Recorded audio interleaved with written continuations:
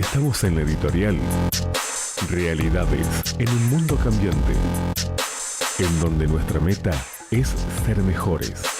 Aquí, en Exponiendo la Palabra. Aquí, en Exponiendo la Palabra. Bien, aquí estamos en la editorial de este día y vamos a hablar de algo. Vamos a hablar de 10 jóvenes usados por el Señor. 10 jóvenes.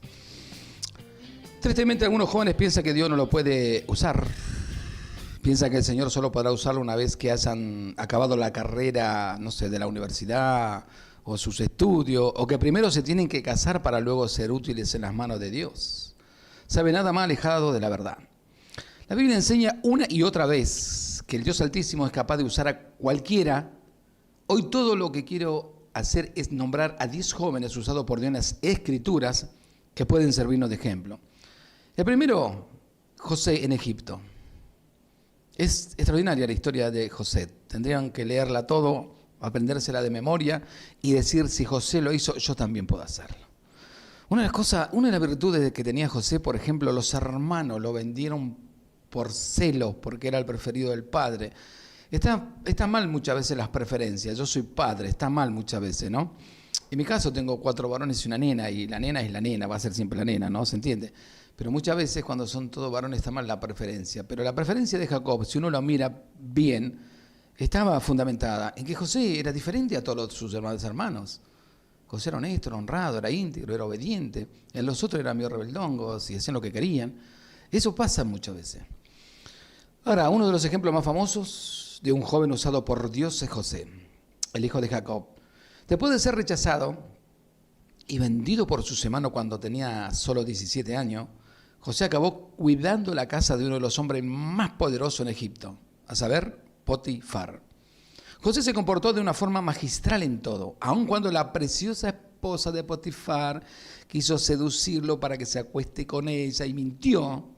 Jesús se mantuvo recto en todo momento y el Señor le exaltó a la diestra del faraón con el fin de preservar al pueblo de Israel y a los hermanos suyos que le habían vendido años antes. ¿Sabe? Dios fue glorificado en la vida de José. Y fíjese, una de las cualidades más maravillosas que tenía José era que cuando los hermanos vinieron a Egipto a buscar comida y él los reconoció, él dijo algo extraordinario: son mis hermanos. Y por culpa de eso no pude ver envejecer a mis padres ni a mi madre. Él añoraba esa vida que todo verdadero hijo añora, ¿verdad? Pero aún así no le guardó rencor. Porque cuando él se descubrió que era José a los hermanos, después que los presentó a todos por edad y dijo quién era, él no le dijo que los odiaba. No dijo que fueron perversos, malignos, sino él dijo, no, Dios usó su vida para bien, porque hoy yo soy segundo en Egipto y puedo ayudarlo, y eso no es nada. El faraón le dijo que trajera a su familia a vivir con eso. O sea que no todas las cosas que ocurren en la vida son para mal. Romanos 8:28 dice que aquellos que aman a Dios todas las cosas le ayudan para bien. Y José no vio el bien enseguida porque nosotros a veces no lo podemos ver. Pero a largo plazo Dios le mostró cuál era el beneficio. ¿Sabes lo que extraordinario que es de estar en una cárcel cuidándola por años, a ser el segundo en el reino de Egipto? Solo Dios puede hacer eso. Quiera tu joven ser como José, ¿no? Y Dios pueda usarte para la gloria de su nombre. Y quiera tú no acumular odio, rencor, envidia ni pleito en tu corazón contra ninguna de tus familiares, aún teniendo razón. El segundo niño fue Samuel. Alguien aún más joven que José era el niño Samuel, el cual fue dedicado a la obra del templo por su piadosa madre llamada Ana. Como niño, Samuel oyó la voz audible del Señor y recibió una palabra profética denunciando a Elí y a su familia por sus múltiples pecados. Samuel llegaría a ser el profeta más respetado en el tiempo de la transición entre los jueces y la monarquía. Pero todo empezó cuando era apenas un niño supuestamente insignificante. Después dicen que Dios no puede usar a los niños. Si dispones tu corazón, Dios va a usarte. Y la vida de Samuel no fue muy fácil cuando estaba con el sacerdote Elí y los malandras de los hijos del sacerdote Elí. Como hoy en día tampoco es muy fácil para muchos jóvenes estar en ciertas congregaciones donde le mienten, donde le engañan, donde dicen que son apóstoles, que son profetas, toda esa plaga que están en esos lugares. Pero Samuel, la Biblia dice algo extraordinario. Dice que Samuel, escuche bien, dice que Israel sirvió a Jehová todos los años de Samuel. ¡Wow! ¿Sabe lo que era eso? Una influencia tan poderosa que Israel no se apartó jamás de la nación de Israel mientras estuvo vivo. Y él en su final Los convocó a todos y le dijo, díganme si yo he hecho algo malo, he mentido, he engañado, cualquier cosa que ustedes han visto en mí, que yo hoy lo restituiré y les pediré perdón. Y todos dijeron, jamás, Samuel, tú hiciste tal cosas. Era un niño cuando empezó a servir a Dios, ya era un adulto cuando se estaba despidiendo, pero él quería estar a cuenta con Dios y quería estar a cuenta con el pueblo. Y siempre que leo ese relato digo, wow, si los llamados pastores de hoy, mentirosos, engañadores, tramposos, pastora, profeta, tendrían que hacer lo que hizo Samuel. Y la primera palabra es, no robaste con la mentira el diezmo, los pactos, la primicia, te tuvimos que mantener. O sea que olvídense que van a entrar al cielo. Tercero, el pastorcito David. Hoy día tenemos a pensar a David como el rey más importante de la historia de Israel. Era fuerte, valiente, un hombre supuestamente conforme al corazón de Dios. No obstante, David empezó su vida en el anonimato, pastoreando las ovejas de su padre mientras sus hermanos mayores iban a pelear contra los filisteos. Seguramente David pasó sus días salvando al Señor y vio cómo Dios le libraba de peligros en el campo, o sea, oso, leones y otros animales salvajes. Dios fortaleció al joven David en el lugar secreto con el fin de usarle poderosamente en la nación de Israel. Su fe en el Señor le llevó a oponerse al gigante filisteo Goliat. Y a partir de su victoria, el joven David, escuche bien, sin carrera universitaria y sin esposa, se convirtió en uno de los hombres más famosos y temidos del Medio Oriente. Qué bárbaro, ¿no? Cómo las cosas en las manos de Dios pueden cambiar de un momento a otro. De ser el hijo de Isaí, que ni siquiera el padre confiaba en él, o los hermanos, pasó a ser uno de los guerreros más reconocidos en toda Israel, por haber matado a Goliat, que tendría que haberlo hecho Saúl, que era el rey de Israel. Pero así como Saúl es un cobarde, hay muchos llamados ministros cobardes también, que no son capaces de enfrentar a los enemigos y decir la verdad. ¿Quién más? La criada de la mujer de Naamán. La sanidad de Naamán, el capitán del ejército, es bien conocida después de someterse 7 veces en el río Jordán. El Señor supuestamente lo curó totalmente de la lepra en obediencia a una palabra profética dada por Eliseo. Sin embargo, lo que tendemos a olvidar es que la historia no comenzó con Eliseo, sino con una muchacha hebrea, la cual servía a la mujer de Naamán, 2 Reyes capítulo 5, verso 2. Fue ella la que dijo a su señor, si rogase mi señor Naamán al profeta Eliseo que está en Samaria, él lo sanaría de su lepra. Cuando el rey oyó las palabras de la niña judía, siguió su consejo y buscó sanidad. No sabemos nada más acerca de la chica ni cuántos años tenía, pero sí sabemos que poseía una gran fe en el poder sanador del Dios de Israel. Ojalá todas las muchachas de nuestra generación tuviesen la misma clase de confianza en el Señor por conocerlo de verdad. Hoy se conoce de muchas cosas, pero no conocen al Señor. Quinto, el joven rey Josías. El nombre de Josías es conocido en nuestros días porque era uno de los pocos reyes buenos en la historia de Israel y Judá. Su vida fue caracterizada por el temor al Señor, pero empezó a reinar en la tierra a la edad de 8 años.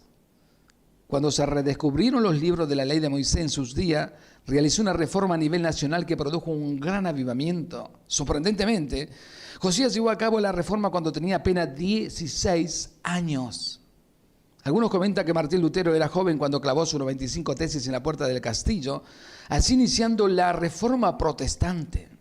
El alemán tenía sus 33 años en aquel entonces, no obstante Josías tenía la mitad de años que el gran reformador protestante, que decía que Dios no puede usar a los jóvenes. ¿Quién dice?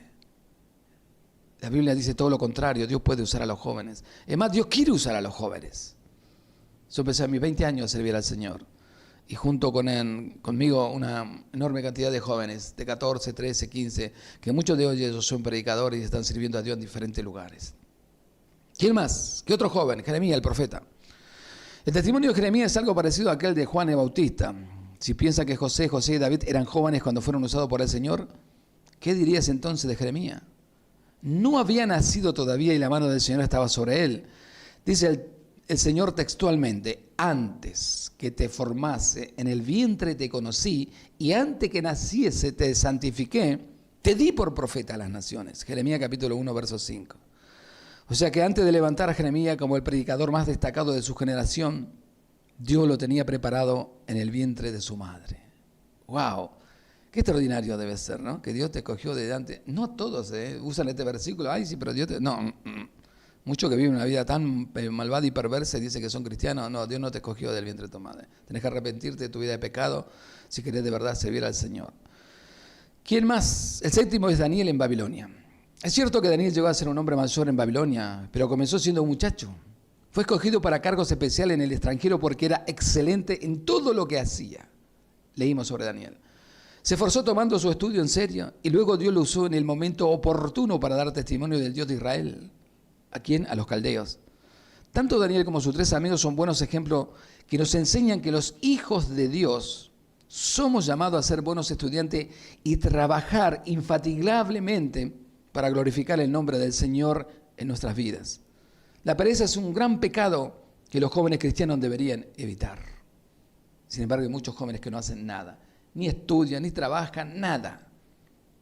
Se creen que van a vivir toda la vida de sus padres. Y yo siempre me pregunto, cuando le venga algún conflicto, algún problema y tenga que valerse por sí mismo, ¿qué van a hacer? Se van a querer matar, se van a querer morir. Tienes que aprender a hacer algo en la vida. Tienes que tener metas y propósitos. ¿Qué más? El chico con la comida.